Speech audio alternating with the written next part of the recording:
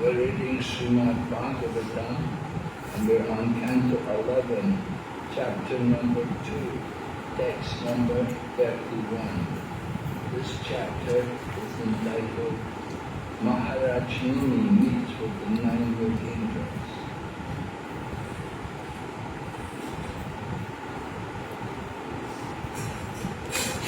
Dharmam Bhagavatam Kruta Yadina Shrutaye Shamam Yam Prasadna Prapadnaya Yashyanti Atman Yashyanti Atman Yashanti Atmanam Anti Ahyaja Yashanti Atmanam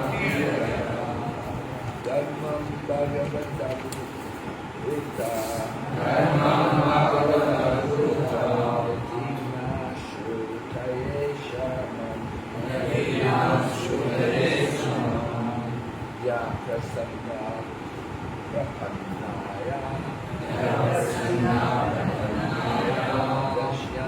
Yatmanam Abhyaja Dharmam Bhagavatam Ruta Dharmam Bhagavatam Ruta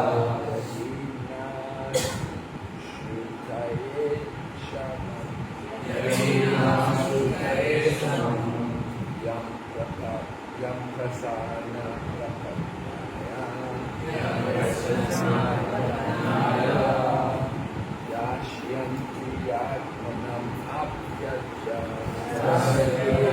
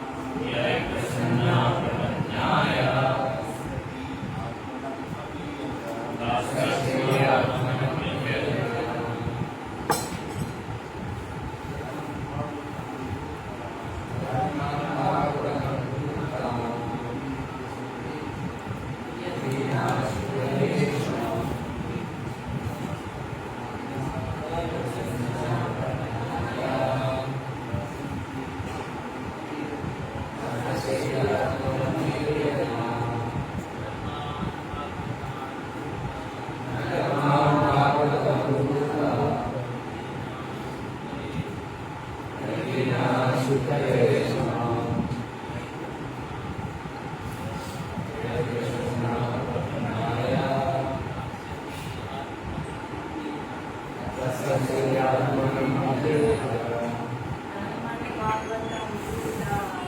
Dharmam Bhagavatam Ruta Yadina Shrutaye Shamam Yam Prasana Prapanaya Yashyanti Atmanam Dhammam Bhagavatam, the science of devotional service. Bruta, please speak. Yadi,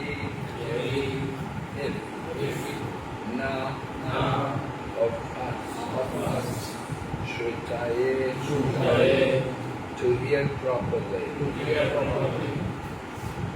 Shama, there is the capacity. Yai, by which devotional service. Dasana, being satisfied. Dapannaya, to one who has taken shelter. Dashyati, he will give. Atmanam, himself. Api, even. Aja, the unborn Supreme Lord. Translation. Please speak about how one engages in the devotional service of the Supreme Lord. If you consider me capable of properly hearing these topics. When a living entity offers loving service to the Supreme Lord, the Lord is immediately satisfied, and in return he will give even his own self to the surrendered soul. You can repeat. Please speak about how one engages in the devotional service of the Supreme Lord. If you consider me capable of properly hearing these topics, when a living entity offers loving service to the Supreme Lord, the Lord is immediately satisfied. And in return, he will give even his own self.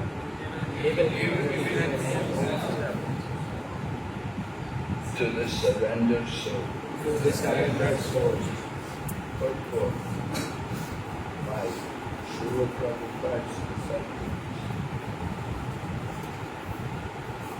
Within the material world, there are two classes of mundane philosophers who present their opinions about the Supreme Lord. Some so-called theologians claim that we are infinitely different from God, and therefore they tend to look upon the Lord as something far beyond our power to understand. So, extreme dualistic philosophers, such extreme dualistic philosophers outwardly or officially claim to be pious and religious believers in God, but they consider God so much different from that which is within our experience, that according to them, there is little profit in even trying to discuss the personality or attributes of the Supreme Lord. Such outwardly faithful persons generally take to fruitive activities and gross materialistic sense gratification, being infatuated with the mundane relationships of the material world, which appear under the headings society, friendship, and love. The Advaita Vadis, or non-dualistic philosophers, claim that there is no difference between God and the living entity, and that the living entity, and that the highest goal of life is to give up our personal existence, which is due to illusion, and merge into the impersonal Brahman effulgence, which is devoid of name, form, paraphernalia and personality. Thus, neither class of speculative philosophers is able to understand the transcendental personality of God. Chaitanya Mahaprabhu, in his sublime teaching of Achintya Abheda Tattva, or simultaneously oneness and difference, has clearly demonstrated that there are that we are qualitatively one with God and quantitatively different. God is personal consciousness, and He has His personal form. Similarly, we are also personal consciousness, and ultimately, when liberated, we also have eternal forms. The difference is that the eternal form and personality of the Supreme Lord contain unlimited potency and opulence, whereas our potency and opulence are infinitesimal.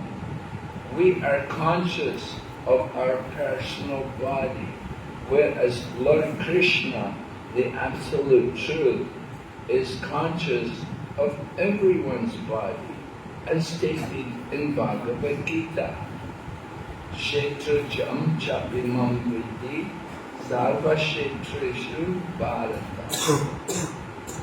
But although God is infinitely greater than the living entity, both God and the living entity are eternal personalities with form, activities and feelings. The Supreme Lord Krishna expands Himself into innumerable living entities to enjoy rasas or ecstatic relationships with them. The living entities are part and parcel of Lord Krishna, and they are meant to serve Him with love. Although the Supreme Lord is eternally the predominator and the living entity is eternally the predominated, when the living entity surrenders unto the Lord with a sincere, loving attitude, existing or desiring to serve the Lord eternally, without the slightest expectation of personal reward for such service, the Lord immediately is pleased to, as expressed here by the word prasanna. Krishna, the Supreme Personality of Godhead, is so unlimitedly merciful and magnanimous that in His gratitude to such a surrendered and loving servitor, He is inclined to offer anything, even Himself, to His surrendered devotee. There are numerous practical, historical examples of this loving propensity of the Supreme Personality of Godhead. Because of the love of Mother Yashoda, child Krishna, in the form of Damodar, surrendered himself to his loving mother and allowed himself to be bound with ropes as a childhood punishment.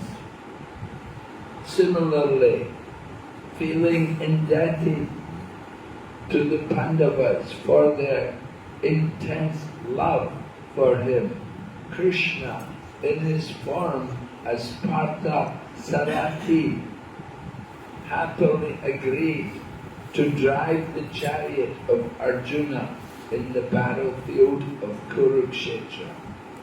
Similarly, Krishna in Vrindavan is always thinking of ways to satisfy the gopis, who are universally recognized as the most exalted, loving devotees of the Lord. Such intense loving feelings exchanged between the Lord and his pure devotee would not be possible were the living entities not qualitatively one with the Supreme Personality of Godhead, and indeed inseparable parts and parcels of the Lord. On the other hand, because both the Supreme Personality of Godhead and the living entities are eternally individual, each with his own eternal individual consciousness, such loving exchanges are a perpetual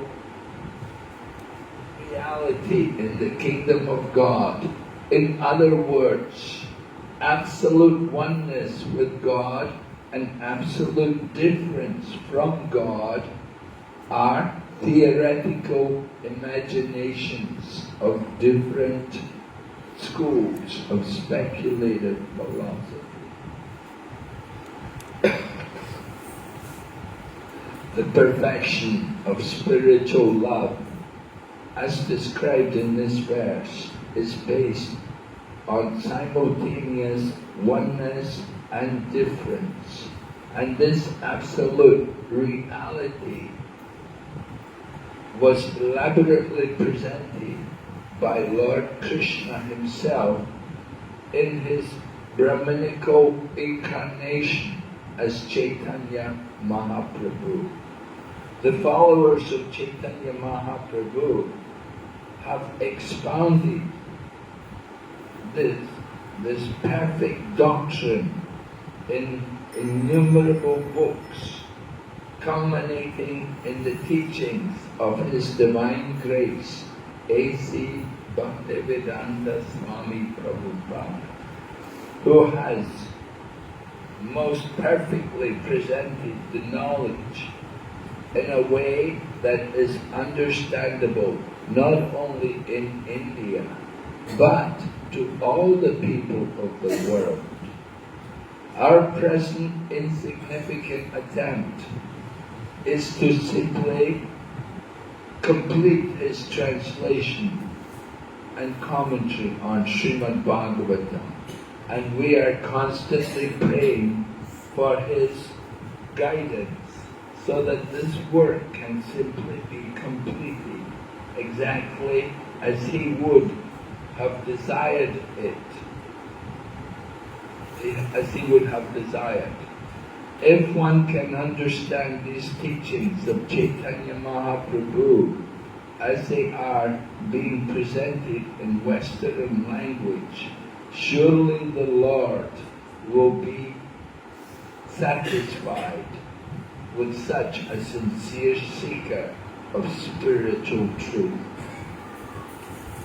Om Jnana Timirandasya Gyananjana Shalakaya Chaturvedena Tasmai Shri Gurave Namaha. Vanchikopatarubhyascha kripasindhubhaya vacha patitanam pavanebhyo vaishnavibhyo namo namaha. Jai Shri Krishna Chaitanya Prabhu Nityananda Shri Advaita Gadadhar Shri Vasati Gaur Bhakta. Hare Krishna, Krishna Krishna, Hare Hare, Hare Rama, Rama Rama, Hare Hare. Maharaj Nimi is putting a question to the 9 Yogindras. He wants to know about the nature of loving service to the Supreme Lord.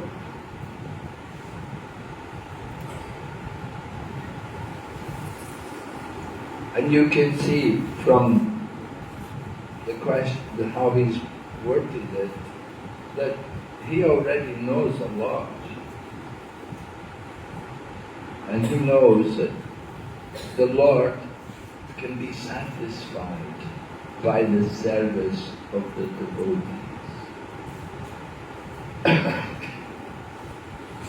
Of course, the Lord is always satisfied in himself, but he feels a special satisfaction with his devotee. Just like we were speaking about Advaita Acharya, how Advaita Acharya offered Ganga water and tulsi leaves to the Lord, and he called to the Lord to come. Advaita Acharya knew that if the Lord is satisfied with the appeals of the devotee, then the Lord will give himself to the devotee. And it happened. Mahaprabhu personally came to the world because of the desire of Advaita Acharya. So the Lord gives himself to the surrendered devotee. Lord Krishna is known as Bhakta Vatsala, that he will reciprocate with the devotion of his devotees. He reciprocates with their mood. He does not reciprocate with the jnanis. He is not jnana vatsala or karma vatsala. He is only reciprocating with the devotees, with their bhakti, with their devotion. We know from the Bhagavad Gita how Lord Krishna had emphasized the importance of devotion. That it's by devotion that he can be understood. So here again the same point is being made, that the Lord can be satisfied, immediately satisfied in return, and he will give his own self to the surrendered soul.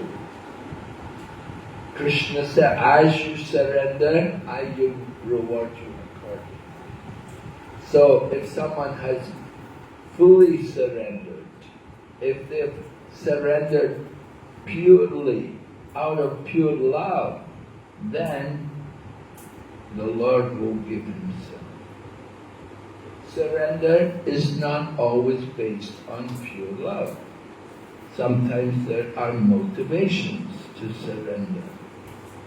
But when the surrender is pure, then the Lord appreciates that this devotee has given so much to me. So Srila Prabhupada cites some examples in the purport about surrendered souls and how they gave so much to Krishna, and Lord Krishna reciprocated with them. Just like Arjuna, because he was so surrendered to Lord Krishna, the Lord Krishna became his chariot driver. And similarly, Mother Yashoda, of course, she's Nityasiddha, she is always Krishna's mother. and she can tie up Krishna. She can chastise Krishna. So she's such a great devotee that Krishna gives himself to the control of her pure devotion. And then the purport also mentions about the gopis, how they gave everything for the service of Lord Krishna. And Lord Krishna said, "Na parayeham, I cannot repay you for everything you've given me. There's no way I can repay you. You will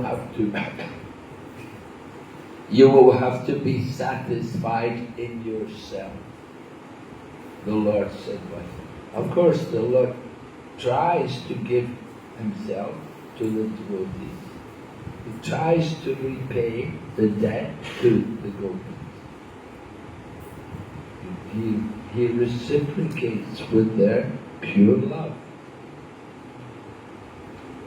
So in this purport, they begin with describing two different kinds of philosophers, and neither of them are able to understand the nature of the Lord, that He is a person with characteristics and with qualities. Right? The first class which was mentioned were some mental speculators who think that, well, God is so great, there's no way you could ever understand Him. He's so far away from us. He's so big, He's so powerful, everything is just way beyond us. So we shouldn't even try to think about Him, because it's just inconceivable to our limited brain. So they don't make any attempt to even understand the Lord. And generally, these kind of people go on to become materialistic-minded people. They become karmavadis. They just want to enjoy the fruit of their work. Of course, there's a lot of people like that, and even there are some religious sects who teach like that. That God is so great. If you ask them about God, who is God? Can you tell us about? Oh, He is so great, you cannot understand Him. They will say like this. They think, oh, it's impossible for us to know about the Lord. They cannot understand how the Lord reciprocates with His devotees, and He can reveal Himself to the devotees. When He's pleased with the service of a devotee, then the Lord allows the devotees to understand Him and to come to Him. And this is described, of course, in Bhagavad Gita. Tesham satata yuktanam bhajatam priti purvakam. To those who are constantly devoted to me and worship me with love, I give the understanding by which they can come to me. There are many verses in the Bhagavad Gita where Krishna is talking about that reciprocation between him and the devotee. Just like Yoga Kshema Vahamyaham, the famous verse in Bhagavad Gita. Krishna said, I carry what they lack and I preserve what they have. Why? Because they've so devoted themselves, they're so absorbed in the thought and in the service of Krishna. They can't think of anything else but Krishna. And Krishna says, I carry what they lack, I preserve what they have. So the Lord reveals himself to the devotee. Just like Arjuna on the battlefield at Kurukshetra, before the battle, Lord Krishna showed the Vishwarup, that universal form. And the Lord Krishna gave Arjuna divine eyes to see that universal form.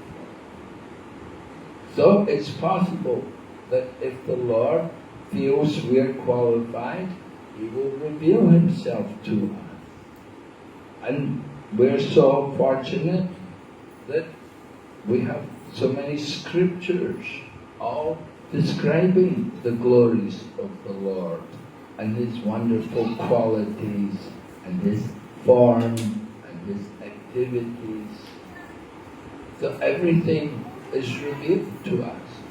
Of course, classes of people, some class of people, they will not accept these scriptures, just like Advaitavadis.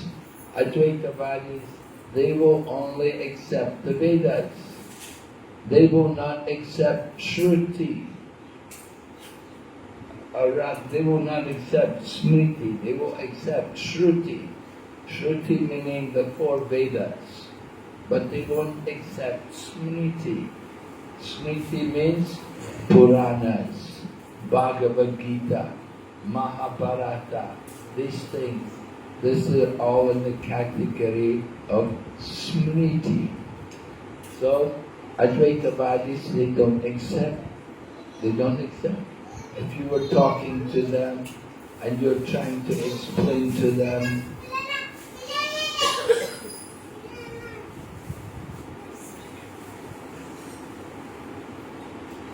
if you're talking to them, trying to explain to them, you cannot quote Bhagavad Gita because they don't accept Bhagavad Gita, because that's Smriti. You have to quote Shruti. And of course we can do it. And you'll see also Prabhupada's purports. Prabhupada often quotes, the Shruti statement is, and he'll give a verse from some Upanishad, because that's what the Advaitavadis like to quote. You know, if you go to hear people like Ramakrishna Mission, you know, Jnanavadis, they will only speak on Upanishads, or they will speak on the Vedas. They're not going to speak on Srimad Bhagavatam. So they have a different philosophy. Their philosophy, they say, ultimately, there's only the oneness. They don't speak about any variety. There's simply the oneness. As they say here, the Advaitavadis claim there is no difference between God and the living entity. They claim that we're all God. But the Vedas say, Nityo Nityanam, Chaitananas Chaitanana, Eko Bahuna, Yovadati Kama. When you quote that verse to the Advaitavadis, they run away. They have no answer. Because that verse is stating very clearly that amongst all eternal beings is one supreme eternal being. And amongst all conscious beings is one supreme conscious being. And that one supreme Lord is maintaining the needs of all others. So, very clearly showing that it's not all one. There's a difference. Just like living entities, we are one with the Lord in the sense that we are Brahman. Yes, we are Brahman, and the Lord is also Brahman, but there's a difference. He is the Para-Brahman. He is the Supreme Brahman. We are not the Supreme Brahman. We are tiny sparks of the Brahman. There's a difference. There's a oneness and there's a difference. And similarly, we are eternal. Yes, our spirit souls are eternal. As spiritual beings, we are eternal. And the Lord is also eternal. But He is eternally the predominator, and we are eternally predominated. We are the servants, and He is the master. That is the difference. So like this we have to understand the philosophy taught to us by Chaitanya Mahaprabhu. Chaitanya Mahaprabhu explained this doctrine of Achintya Ved Abheda Tattva. Achintya, inconceivable, simultaneously one and at the same time different. We're one with God, but at the same time we are different from Him. So this allows us to understand something of the nature of the Supreme Lord. And so many scriptures are there describing the qualities and the activities and the pastimes of the Lord. It's not all just by chance. It's not beyond our imagination to understand. We can understand. The Lord reveals Himself to the devotees. We just have to hear carefully. So like this we want to understand how the Lord is reciprocating with His devotees. Reciprocation. We are endeavoring to attract the Lord. And how do we attract the Lord? By service. He's pleased by loving service. And we know, of course, how much He likes people to chant the holy name.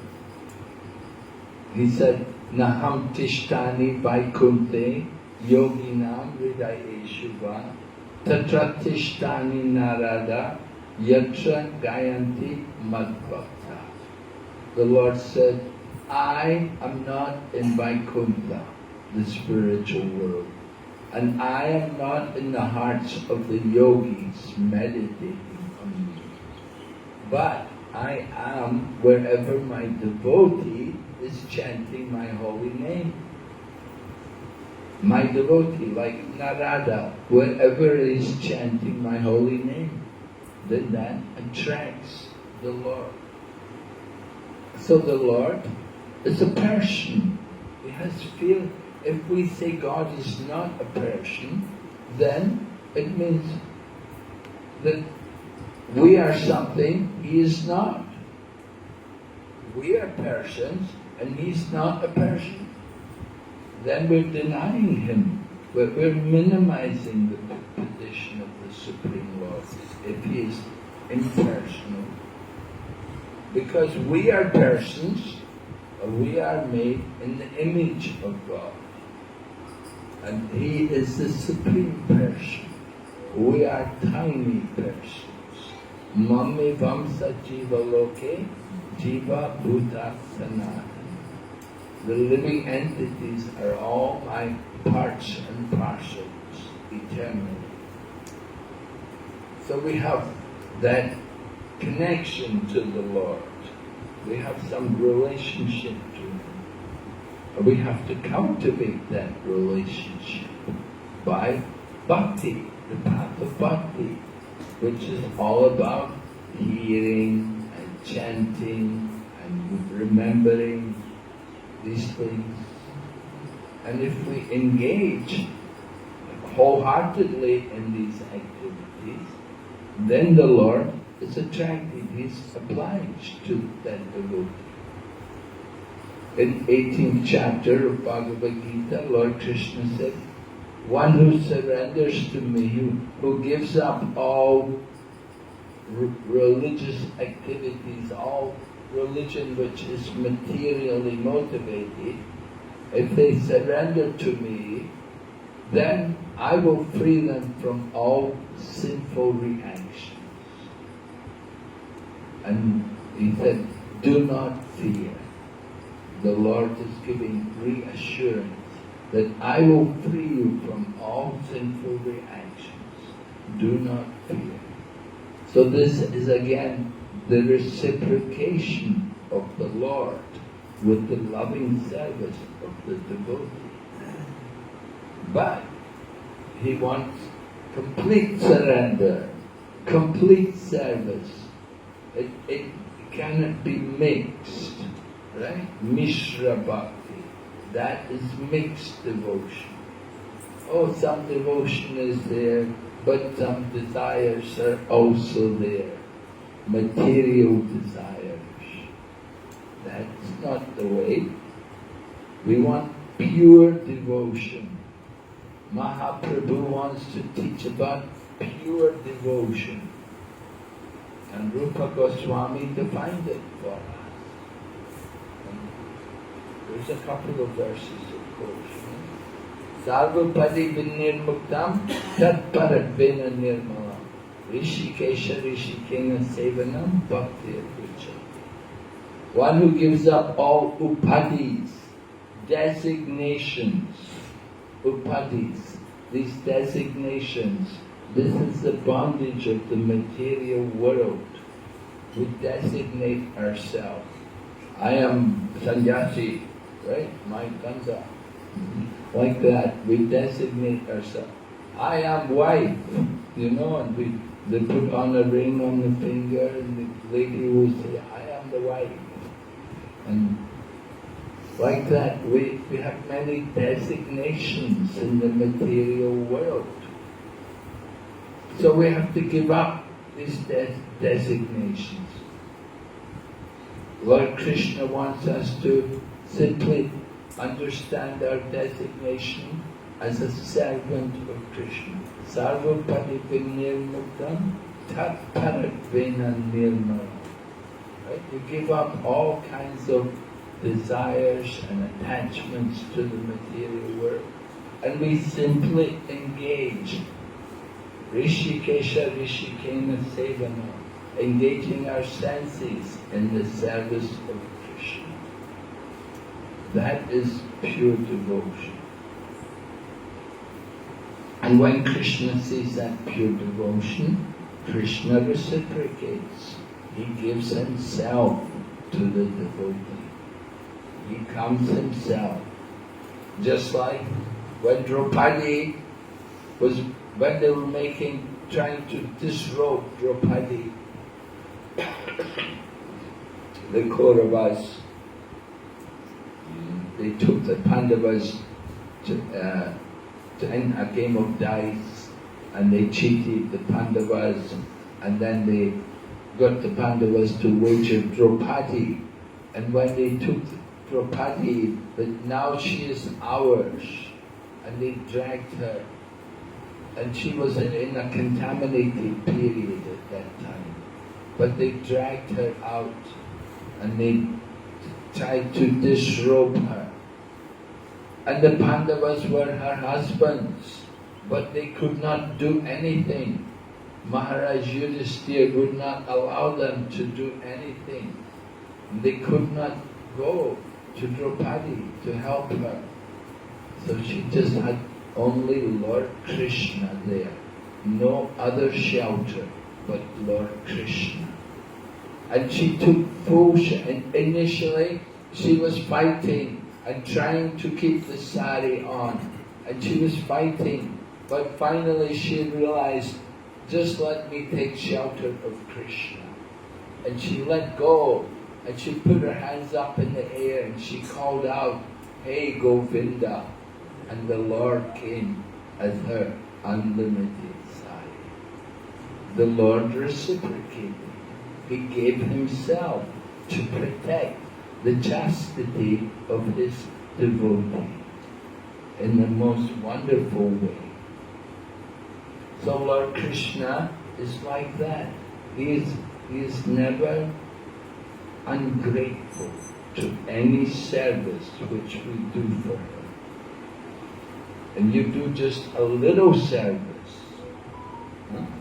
Neha pikramanoshasti pratyavayona vijate swapam apyasya dharmasya trayate mahatobaya. Just a little amount of service, that it can save you from the greatest danger. And what is the greatest danger? The danger is that we may lose this human form of life. You may take an animal form. So that's a very dangerous situation. But if we just do a little service, then it guarantees at least you will get a human body. And if we fully give ourselves up to Krishna, then the Lord promises that He will take us home. He will deliver us back to Godhead, to the spiritual world. So we want to learn, we want to trust Lord Krishna. You know, in the material world, it's the cheaters and the cheated. There's so many scams on the internet. Your hard-earned money can be taken from you very easily in some internet scam. And it happens. Even devotees have lost a lot of money. But if you give everything to Krishna, then that is the greatest credit. You surrender fully everything to Krishna, then you get the greatest benefit. Krishna will take full responsibility for the devotees. Just like when we come to Krishna consciousness, we're declaring war on the material energy.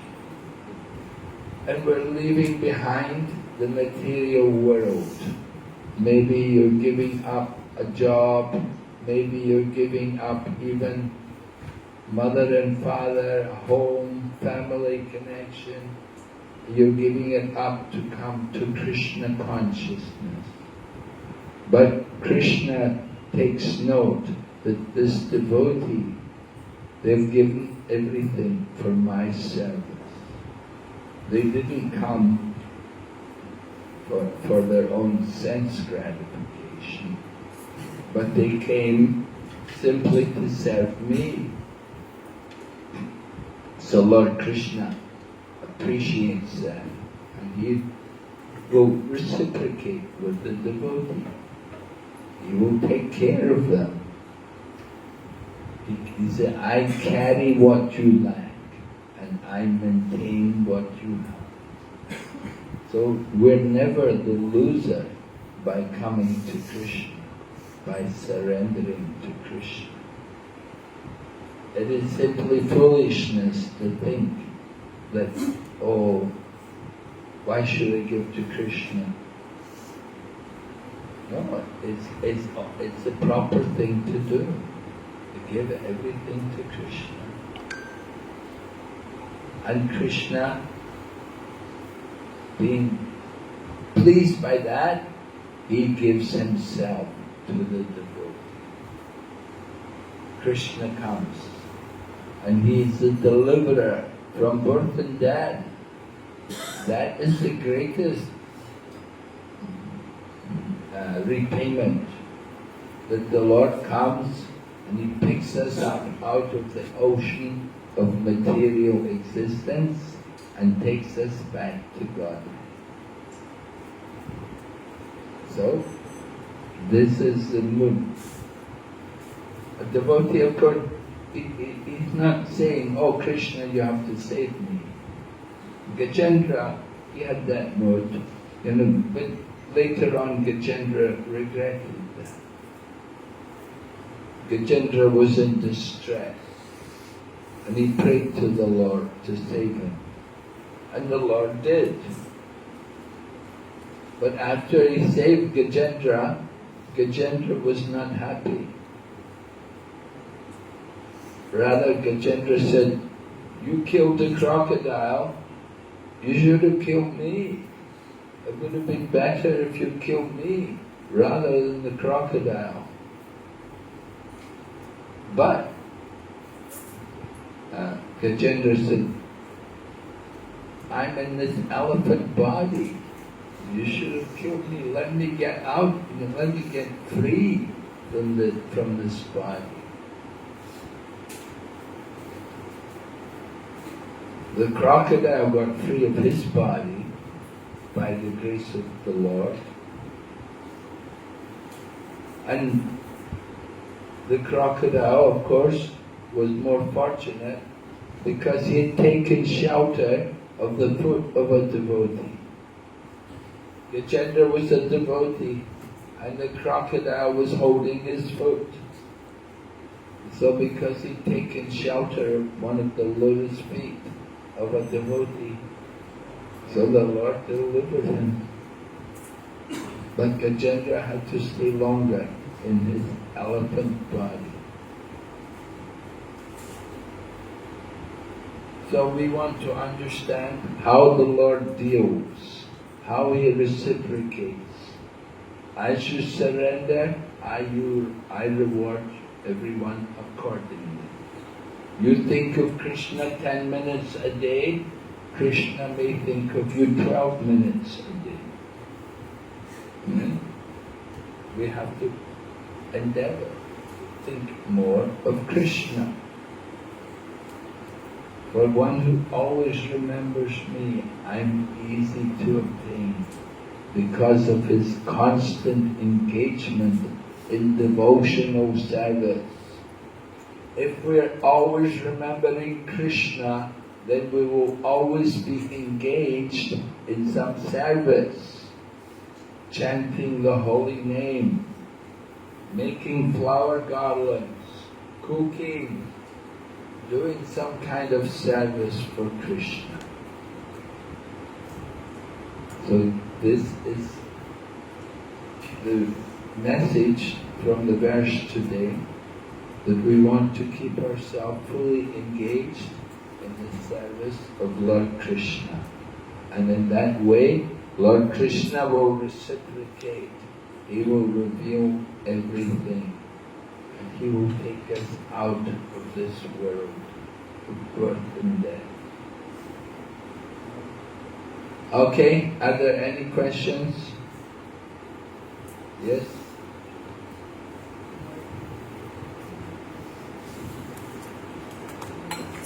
Yes?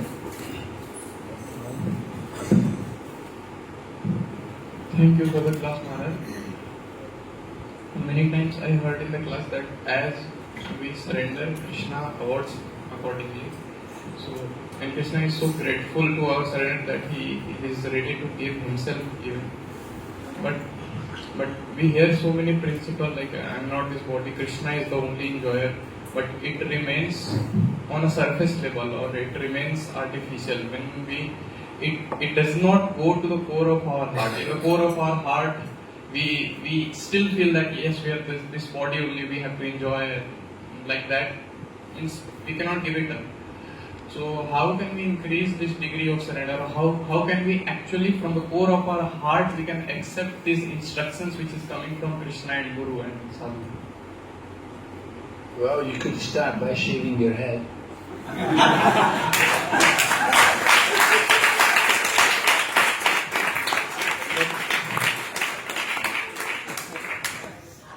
But like just now this and you told my mindset, but this is not practical for me. Well, that is you saying what's practical, you see. You have these ideas, what's practical. You have these restrictions about considerations, you see. We have to give up all of these things. You see. This is how you surrender.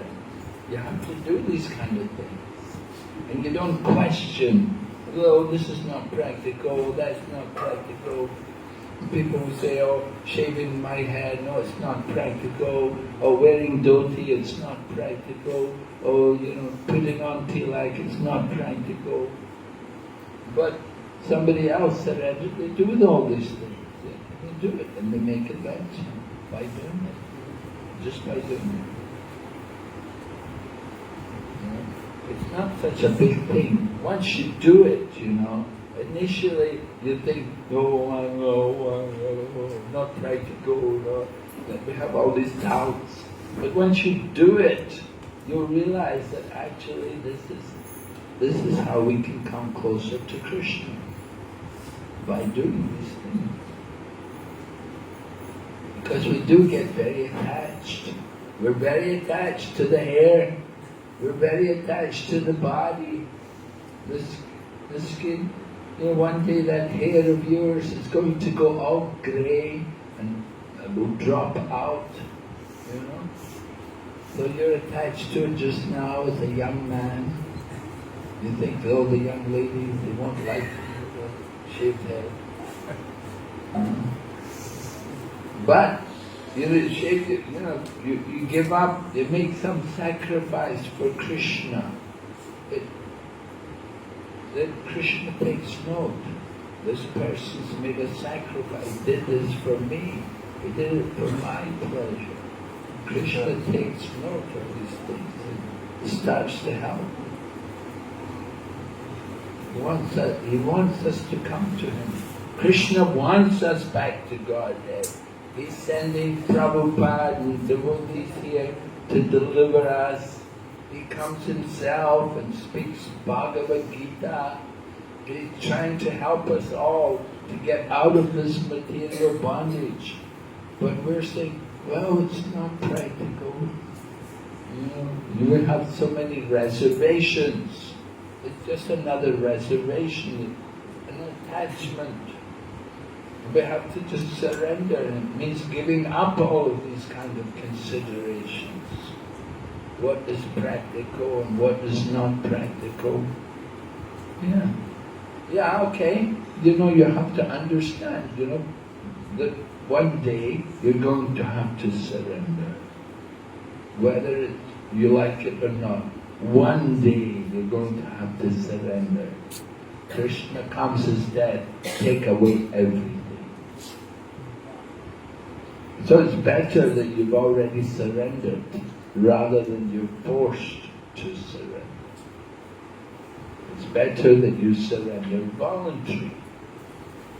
Just like Prabhupada explained, some people say, oh, I don't like to bow down. Why I have to bow down? Some people think like that. But for somebody else, they bow down and they're experiencing loving service to Krishna. Other people, they don't want to bow down, but they're forced to bow down. They have to bow down to old age, and they have to bow down to disease, and they have to bow down to death.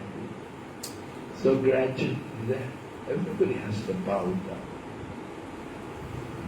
It's better to bow down voluntary than be forced to bow down. So like that, you want to surrender, better to surrender voluntary rather than be forced to surrender.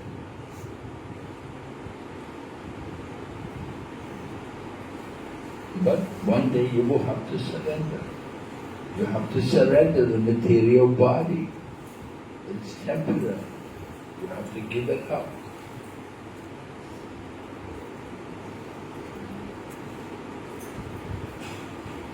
You've had so many bodies, so many lifetimes. Give this one life for the service of Krishna. It's not a loss, it's for your greatest benefit.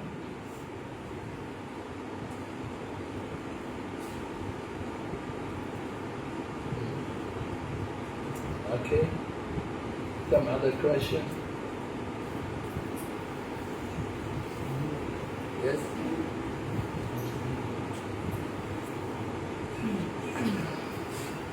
Hare Krishna Maharaj. Hare Krishna Maharaj. Maharaj, we are speaking about the personal form of the Lord. The Lord is personal, but we never think other way around. When we think about the Lord's personal form and His activity, sometimes it bewilders even great devotees. For example, when Lord Nityananda happened to kick Sivananda Sen, then the wife of Sivananda Sen got bewildered. Or when Lord Chaitanya was exhibiting the symptom of ecstasy in Puri, the devotee of Lord Jagannath, Pattabhadra Maharaj, got bewildered. When Rukmini Devi, she got bewildered when Krishna happened to saving his brother-in-law. So we find that the activities of the Lord, when He does human-like activities, or it seems to be will that even the great soul does not speak of us who are so fallen. So how do we elevate our consciousness in a way we can appreciate the transcendental form and these activities? Well, we have to hear from the scriptures. We have to hear regularly from the scriptures. We hear the teachings and everything as they're described. If we hear from the scriptures, then there's no reason to doubt what we're reading.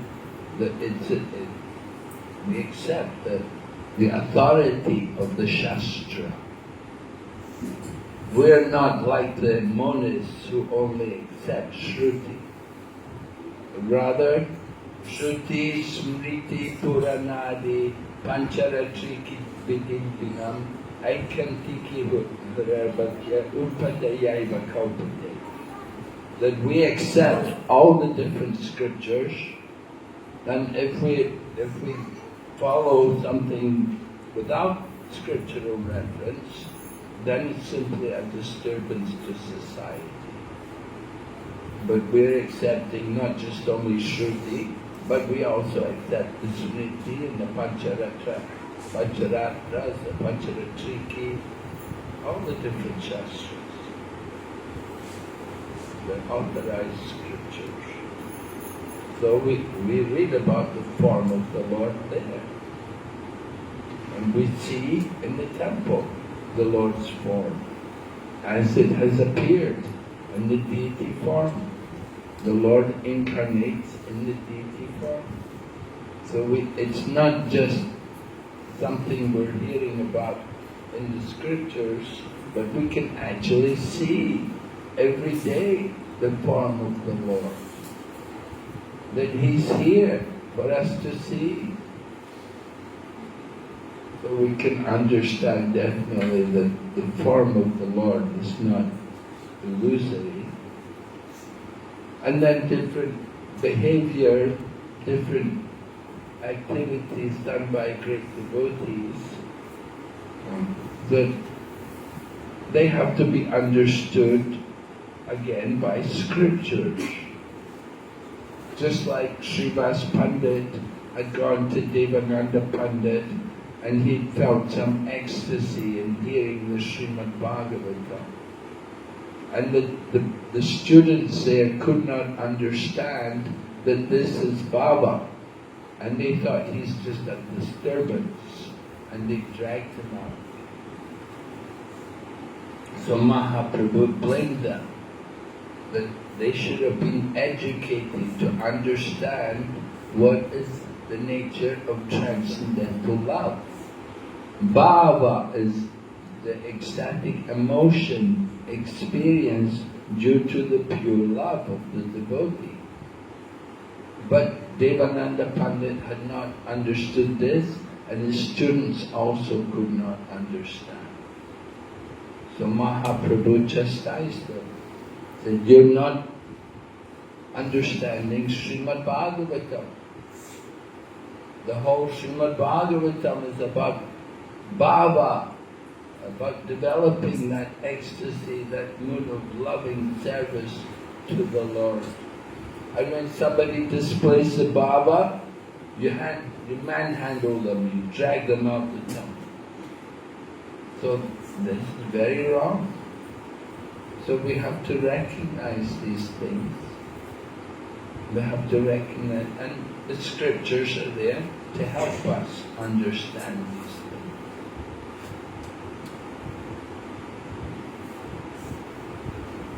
Of course, we were saying, ecstasy, bhava, let the people go in another room. Don't disturb people in the temple. Let them go into a private place somewhere. Go away from everyone and be in ecstasy. Don't just make a show in the public.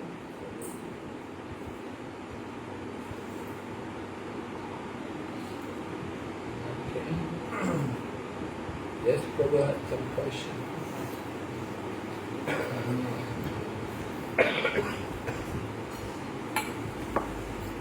Hare Krishna Maharaj, thank you for this class. Maharaj, you were mentioning about how Draupadi was saved by the Lord, and so my question is related to the Pandavas, that when Vishnudev, he sees the suffering of the Pandavas at the end, he is lamenting and is thinking that what are the ways of the Supreme Lord, that they are such great devotees, but still they are put into so much of tribulation, and it is impossible in this way to understand what is the plan and the mind of the Supreme Lord for the devotees. Similarly, I see that in our movement also, like we see from time to time the different acharyas have come, and for now we understand Bhaktivinoda Thakur was a great devotee, Bhaktisiddhanta Thakur was a great devotee, but when they were in their times, they were not followed by a mass number of people, maybe a few 100,000, maximum 10,000 on the whole globe. So even Srila Prabhupada's Bhaktisiddhanta Thakur Maharaj, his two prominent disciples who were like his very close associate of Bhaktisiddhanta Thakur, they fighted among each other on a court case, and they fell down from a spiritual position. Even after departure of Srila Prabhupada, we see like all of you have kept faith in his words and you are going on, but many of his followers could not keep that same faith.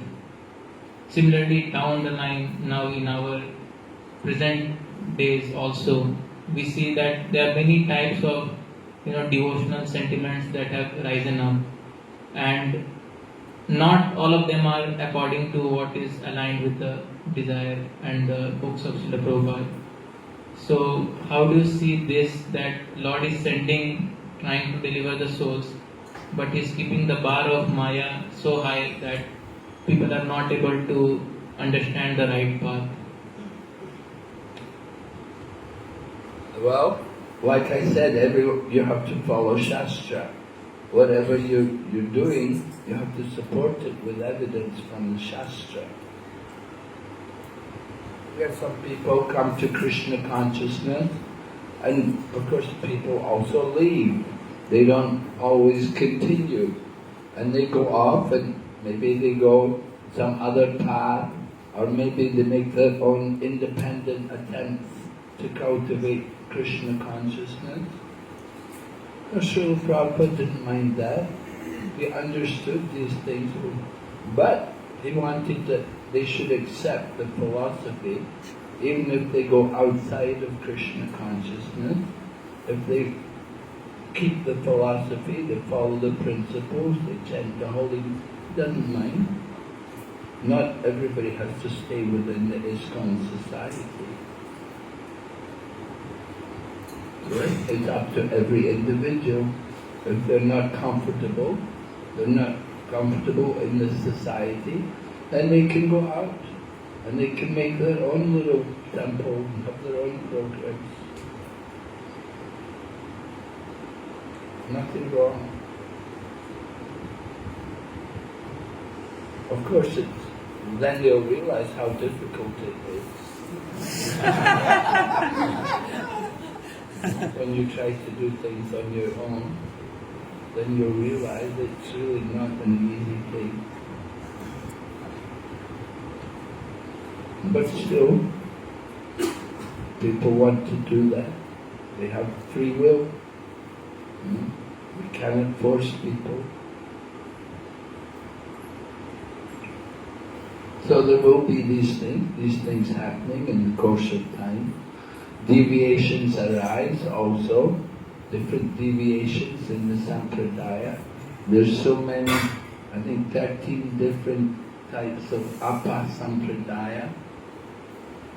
So B.V.V. Thakur recognized these different apa sampradayas. We have to be careful to avoid them. There are these things. People invent some other mantra, they want to chant something else. We get so many different deviations coming. So we have to be careful and guard against these things. And people want to do something else, then they go outside of ISKCON. You're not going to follow Prabhupada's teaching. You're going to chant some other new mantra, then you have to go out of ISKCON, make your own place, have your own society.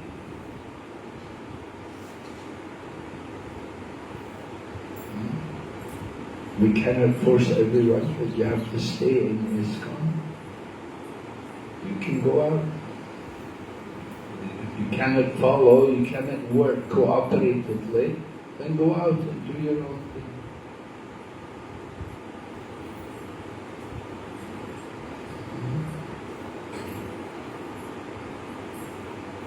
And of course we can also respect them, but we have to also admit that they have deviated from the previous acharya. They've come up, they've maybe speculated or concocted, and they've come up with a new idea, a new mantra. These things happen in the course of time. It happened in the time of Bhakti-Vinod, when he was on the planet, it happened. There were people deviating, and Bhakti-Vinod was telling him that this mantra is nonsense, this is not a proper mantra. But the man wouldn't accept.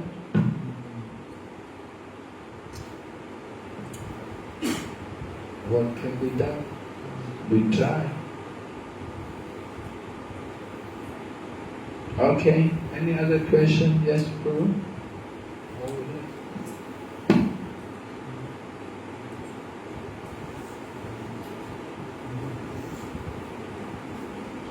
Hare Krishna Maharaj. Maharaj, sometimes devotees are assigned specific services such as preaching in colleges. As you mentioned, surrender can begin with acts like shaving the head. However, while this step may be something we wish to take, it could potentially interfere with our preaching duties or be challenging in certain situations. In such cases, is it acceptable to skip this step, or is there a different approach to consider? A different approach to consider in order to do preaching work? In colleges. In the colleges?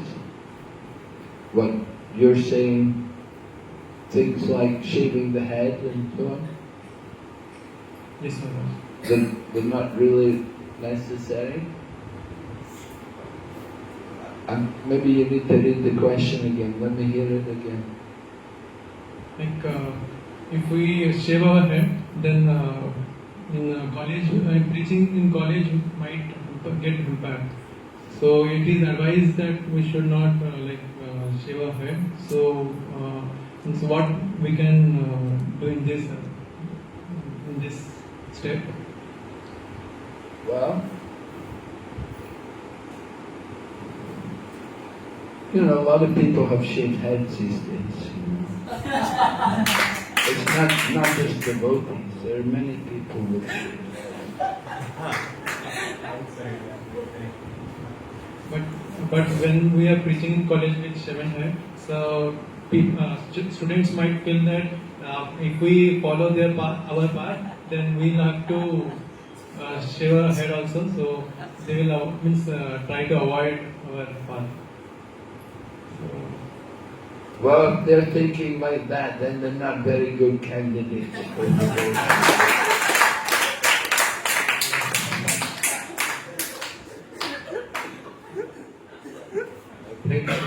If they think like that, I don't have much hope of them coming into Krishna consciousness. Thank you so much, ma'am.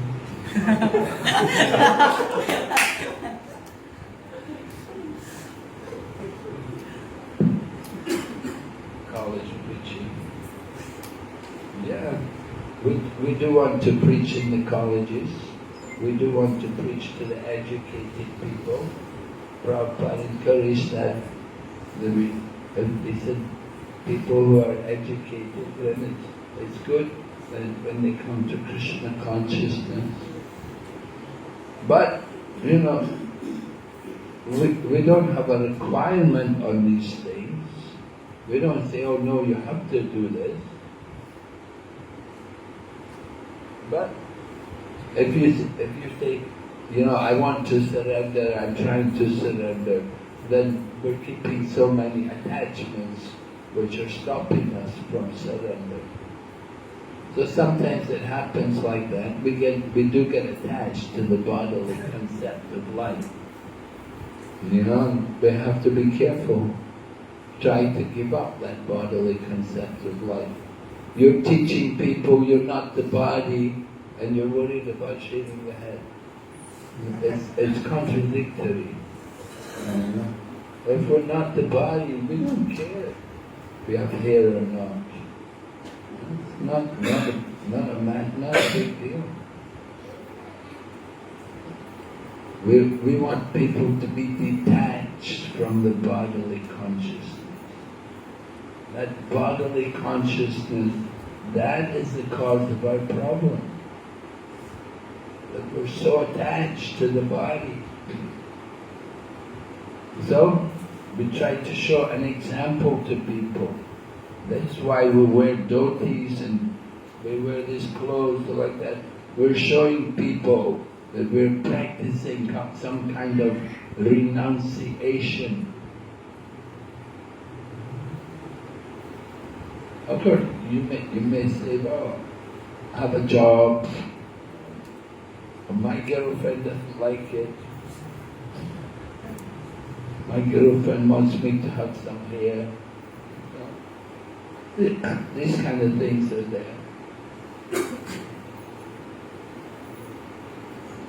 But Prabhupada definitely, he liked to see people with short.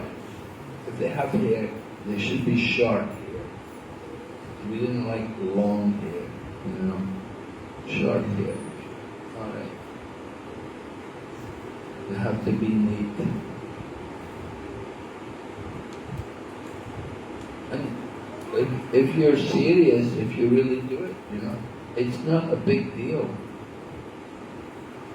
Initially we're thinking, oh, so many problems, oh, difficult. But once you do it, people don't worry about it. It's not a problem. So the students, they see you, yeah, okay, you got a shaved head. They can understand. You're renounced. That's what you're coming to teach them about, renunciation. They want to see some kind of renunciation.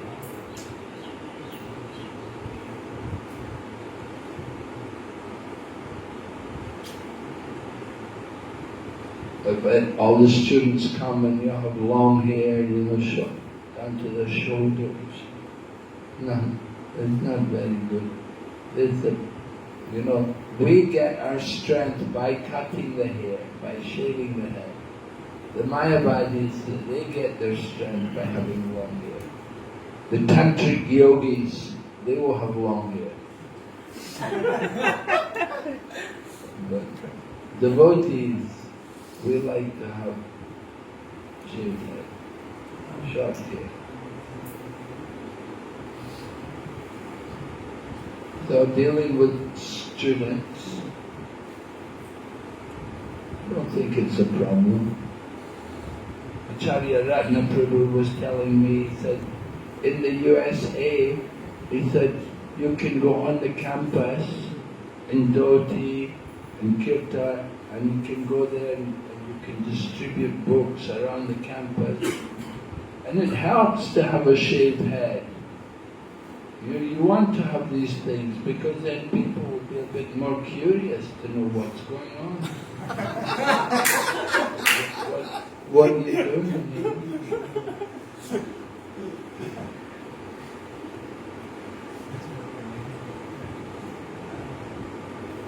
But if you just come in kami clothes, just look like everybody else, I don't think it's not very attractive. We want to show the mood, spiritual life, spiritual dress, spiritual fashion.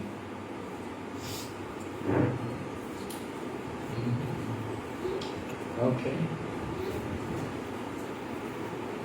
All right, any other yes, please, other question? My other question is,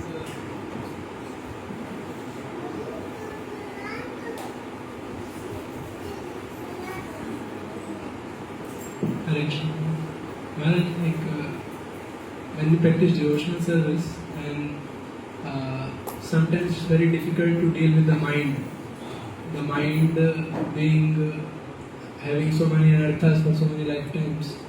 Even after long years of practicing Krishna consciousness, many times it's difficult to deal with the mind's anarthas and so many minds dealing with the dualities of success, failure, ups and downs. So many things happen in life.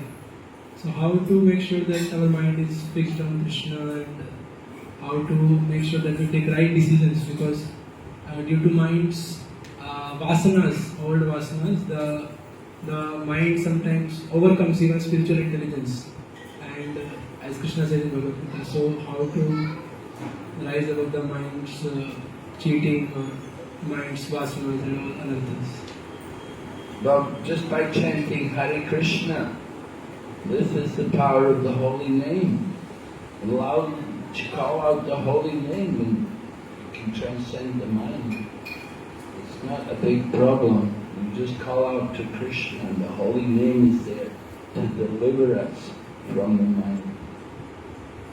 So this is the power of Sankirtan, that you can conquer the mind and you can come to the spiritual platform. You get detached from the body by taking part in Sankirtan, loudly chanting, calling out the holy name.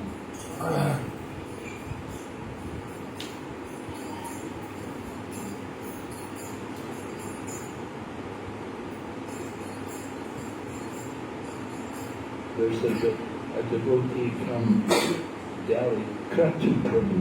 You know Kratu Prabhu? There's a devotee, he wrote a book about the mind, how to deal with the mind. There's a whole book and all excerpts from the Srimad Bhagavatam. So many different people are described from the Bhagavatam and how they were dealing with the mind, how they conquered the mind.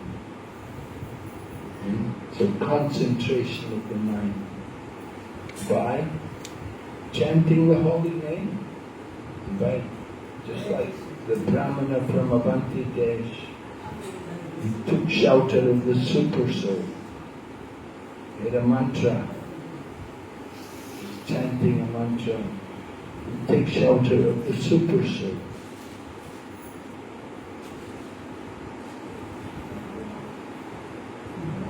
So you can do like that. Cultivate spiritual knowledge.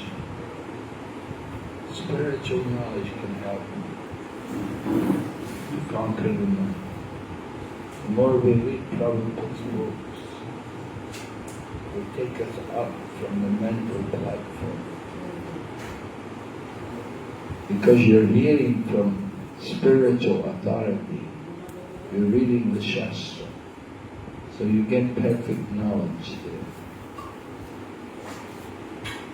So take shelter of the scriptures, the holy name, or the spiritual teachers, Sadhu, Shastra and Guru. They're always good. They will always help you to get free from the material energy.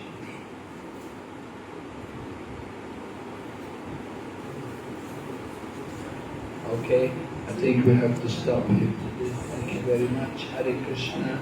Srila Prabhupada ki Jai. Gaur Bhakti. Jai.